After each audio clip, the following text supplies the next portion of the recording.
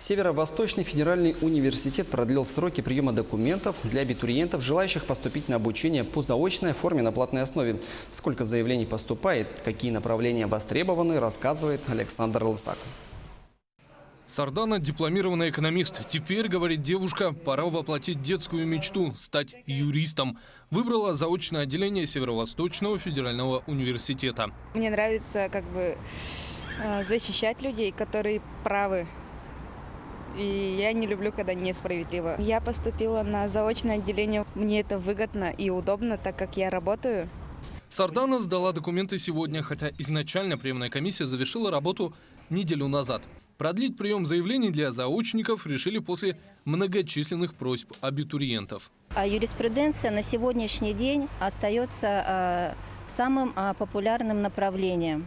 Обучение по заочной форме по направлению бакалавриата у нас составляет 3,5 года, а по магистратуре 2,5 года. В приемной комиссии не успевают справиться с потоком заявлений желающих поступить на заочную форму обучения гораздо больше, чем сможет принять университет.